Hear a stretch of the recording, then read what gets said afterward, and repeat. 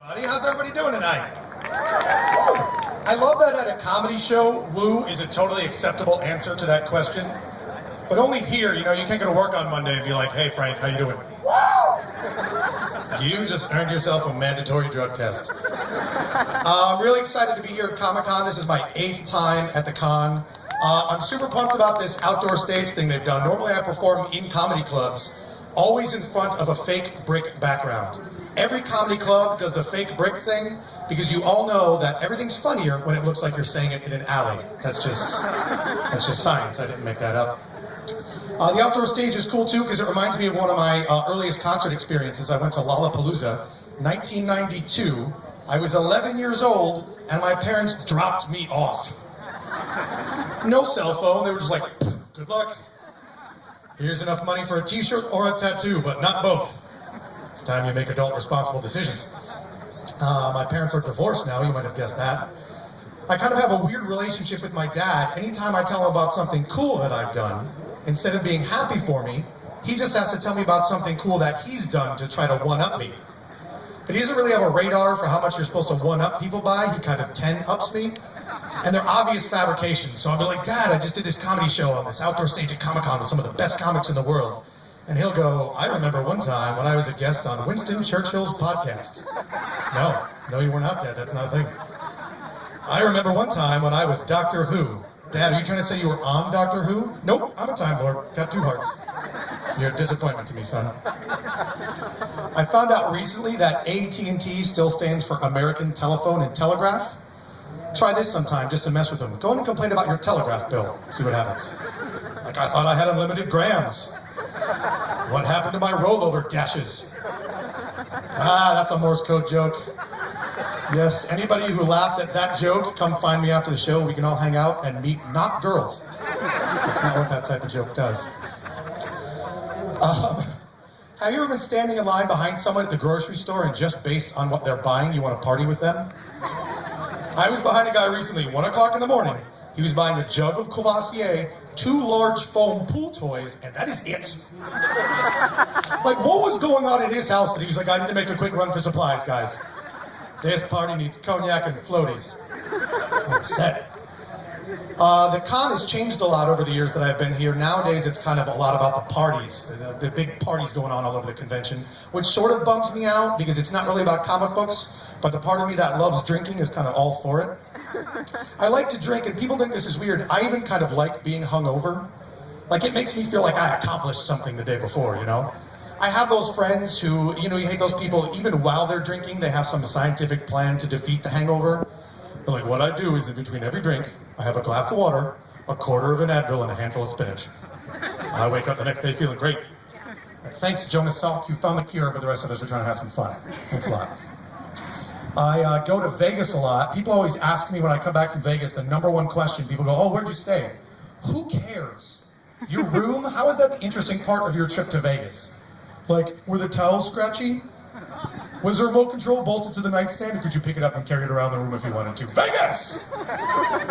People always black out when they're in Vegas, like in that documentary, The Hangover. I was really worried about those guys. I found out that every time I black out in Vegas, it always just turns out I did a bunch of boring stuff. Like the next day I'm looking through my receipts like, what'd I do last night? I went to Panda Express. Then I took a cab to Barnes & Noble. What'd I buy? Ooh, Wall Street Journal. And then I went back to Panda Express. Wow, that orange chicken is good.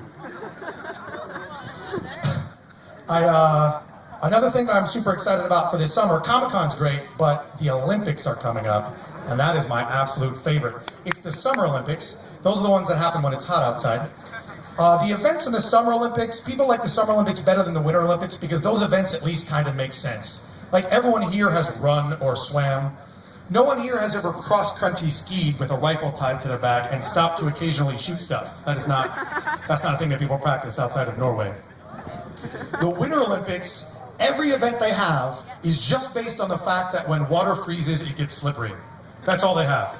Like, they were so excited to discover phase changes. They're like, you know when this stuff gets cold? We should tie sticks to our feet and slide down it. Ooh, we should tie knives to our feet and skate on it. And then one guy was like, what if 4 of us got like a fiberglass missile and just slid down a tube of it? Will there be knives on the bottom of the missile? Of course there will, Jim. Don't ask stupid questions. Just for that, the event will not be named after you. There will be no gym sled. Bob, it's your lucky day. The Olympics are in London this year. It turns out that the host country doesn't have to qualify for the team sports. They just get to stick a team in. And that means that this year there's going to be a British basketball team, which I find delightful. I checked, there is not a single British guy in the NBA. And it can't be because they're not good athletes. I just think that that accent doesn't fit that sport, you know? You're never watching the post-game press conference and they're like, okay, Nigel, take us through that last play when you were down by 1 point with only 2 seconds left to go. Oh, right, well, I was dribbling the ball, you know, up, down, up, down. And I was about to shoot a three-pointer when I saw my mate LeBron James. Interesting fact, they call him King James, but he's not actually a member of the royal family. Anyways, I seen LeBron down at the hoop and I thought, well, he's very tall. I just throw him the ball, he can dunk it, we'll all go have a cup of tea. Does not happen. But in their defense, it's not like we're sending our best athletes over there to play cricket or whatever. No one's going, yeah, we're just trying to take it one sticky wicket at a time. And then not look ahead to the match next fortnight. I'd like to say, God save the Queen. This is a good nerd crowd. Did any of you guys grow up reading the Choose Your Own Adventure books? Yeah. I love those things. For reference, they look like this. And, you'd come across a thing that would say, like, if you choose to do this, go to page 44. I took these books super seriously when I was a kid. Like, if I died, I threw the book away and it was like, adventure over. I made the wrong decision. When I went back through the time machine and it said, do you want to juggle these unhatched tyrannosaur eggs? And I said, yes, bad move. These books are really just a way, like, to instill a crippling fear of decision-making in kids, you know? Like, no matter how well things seem to be going, at any point, you might just die. I don't know. Flip to that page. Some good laughing from this general area. Thanks, guys. Here, this is a souvenir you can keep. I'll get back to that, dude. There you go. Don't worry, I signed that. I made some changes. I know you're excited. I used to work at this really fancy restaurant, and in an effort to be politically correct, instead of calling them busboys, they call them server assistants. Or if you're abbreviating, essays. So that's better. I sent a real great being like, I need a couple of you essays to get together and clear up table 13. Juan, you're my favorite essay.